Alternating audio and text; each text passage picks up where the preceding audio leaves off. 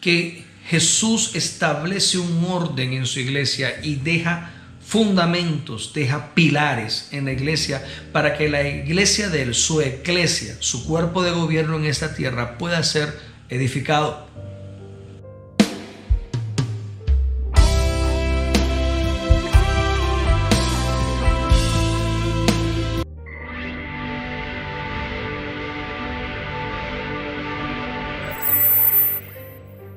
Efesios capítulo 4, versículo 11 menciona 5 pilares: apóstoles, profetas, evangelistas, pastores y maestros. Son 5 pilares que representan la gracia plena del Mesías en la tierra: apóstoles, profetas, evangelistas, pastores y maestros. Esta manifestación de la gracia de Cristo, que fue impartida y derramada sobre la iglesia del Señor en el momento que Él asciende a lo alto después de su resurrección, fue la manera como Jesús cumplió su promesa de siempre estar con nosotros. Jesús prometió y dijo que Él estaría con nosotros todos los días hasta el fin del mundo.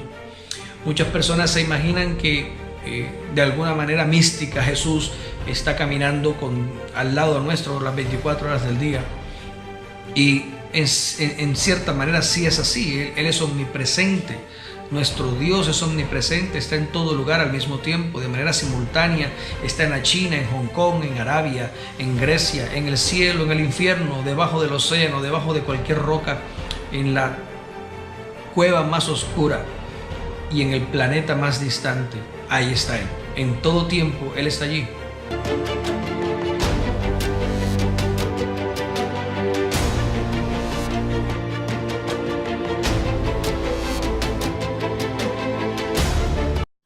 Pero de manera especial, de manera poderosa, Él vive en la iglesia, con la iglesia, a través de estos 5 pilares: apóstoles, profetas, evangelistas, pastores y maestros, porque cada uno de ellos ha recibido una quinta parte de la gracia plena del Mesías.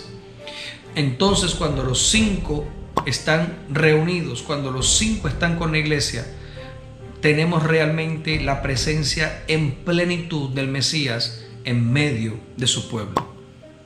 Estos 5 pilares, sumados también a la instrucción y a la enseñanza bíblica. La Biblia dice en Hebreos capítulo 6, verso 1 al 2, que somos edificados, somos establecidos, instruidos en las primeras palabras o en los primeros oráculos de Dios. Y hace un listado de 7 cosas: la doctrina de Cristo, la doctrina del arrepentimiento de las obras muertas, la doctrina de la fe en Dios, la doctrina de bautismos, la doctrina de la imposición de manos, la doctrina de la resurrección de los muertos y la doctrina del juicio eterno. 7 pilares doctrinales en la enseñanza, en la instrucción, que el mismo Dios deja para que su iglesia crezca en conocimiento, para que su iglesia crezca en el conocimiento y en la revelación plena de Cristo, del Hijo de Dios. Y el apóstol, el autor de Hebreos, dice allí en el capítulo 6, verso 2, que una vez que esto suceda, marcharemos a la perfección, si el Señor lo permite. De modo que la iglesia necesita conocer, entender realmente quién es Cristo, qué es la roca y cuáles son los cimientos y los fundamentos que Dios ha dejado para que su eclesia en esta tierra pueda dirigir, pueda gobernar, no en el mundo material, sino en el reino de los cielos, en una plenitud y en una completitud inamovible, como lo hizo la iglesia en Atenas en los años de Solomón.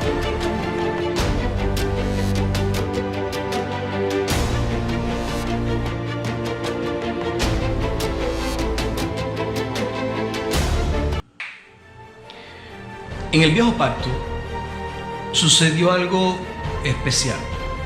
El rey David, el famoso rey de Israel, que dice la Escritura que tenía un corazón conforme a Dios, Dice la escritura que un día, mientras que se paseaba en su palacio y miraba toda la opulencia de su trono, de su reino, miró y se dio cuenta de que el arca de Dios, que el tabernáculo del Señor estaba en medio de cortinas, y sintió en su corazón una tristeza, un dolor, porque eso estaba sucediendo, porque él vivía en un palacio y el arca de Dios estaba por allá metida en medio de trapos, de cortinas.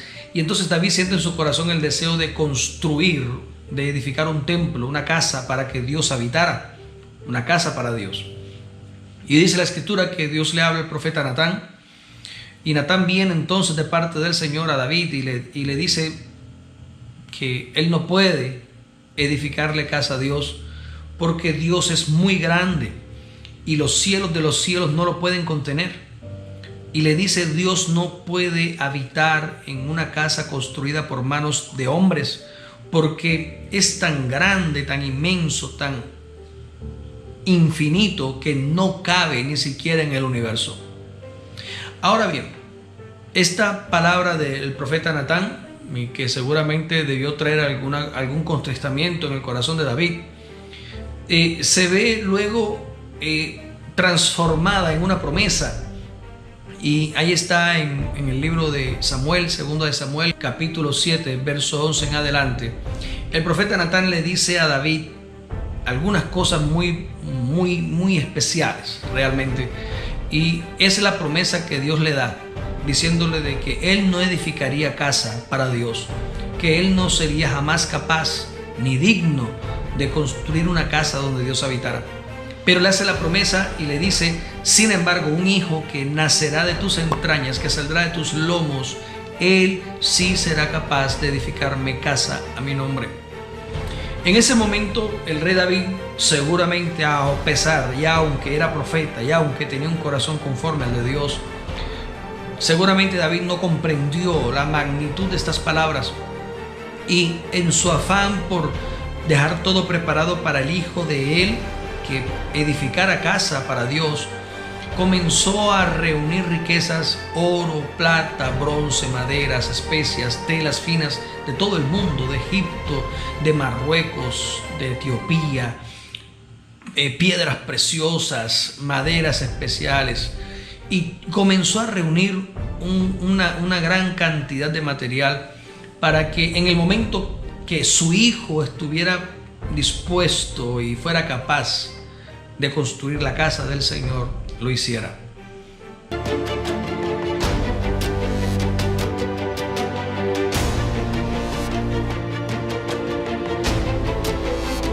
Años más tarde, Salomón, dice la escritura, construye un templo para que el arca de Dios fuera transportada, y la hace esta casa según los materiales que su padre David, y con los materiales que su padre David había dispuesto para eso.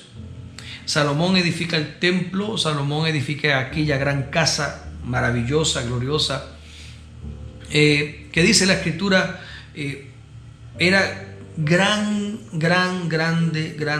su gloria de este lugar. Era muy hermoso, era muy bello, reacabado en oro por muchos lugares, con capiteles en mármoles, en maderas.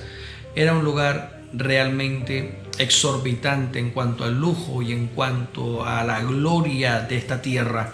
No había un templo mayor ni más grande que ese. Seguramente Salomón murió creyendo que él había sido la profecía de Natán cumplida.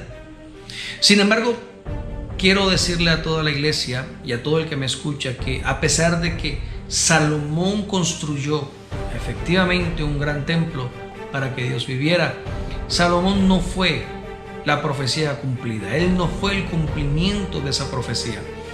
Él hizo lo que su padre le encomendó, y de una manera muy sincera y de una manera muy devota, seguramente hizo todo este trabajo. Pero ¿por qué digo que Salomón no es el que cumple esta profecía? Porque la profecía tenía dos cosas específicas. El profeta Natán habló de dos cosas específicas las cuales cumpliría el hijo de David, que edificaría la casa de Dios. Una la podemos mirar allí en la cita que les mencioné en 1 Samuel capítulo 7 verso 14. Dice la escritura que el hijo de David que edificaría la casa a su nombre, Dios le entregaría y afirmaría su trono para siempre. Por esta razón Salomón no es el cumplimiento, porque Salomón solamente reinó por 40 años. Es decir, el trono de Salomón no fue firme hasta hoy y no lo pudo haber sido.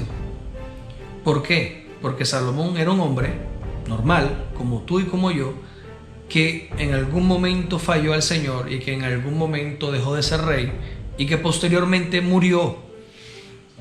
La profecía dice que el hijo de David que edificaría casa a Dios en esta tierra tendría un trono y un reino eterno, es decir, para siempre. Lo que quiere decir esto es que quien edificaría la casa al nombre de Dios sería eterno. Su trono sería inamovible. Su reino, su trono sería para siempre. Y por esto Salomón no pudo cumplir esa profecía. Número 2. La otra parte de la profecía dice que el hijo de David que edificaría la casa a Dios en la tierra sería llamado hijo por Dios. Dios sería para él padre y él sería para Dios un hijo. Y aquí aparece por primera vez la mención de Dios, del Dios de Israel, refiriéndose a el enviado a construir la casa como su hijo. Ahí es cuando él anuncia y dice que vendrá el hijo de David, que será hijo de Dios y que le llamará a Dios mi padre. Esa palabra particular, Salomón tampoco la cumplió. Salomón nunca fue llamado hijo de Dios y Salomón nunca se refirió a Dios como su padre.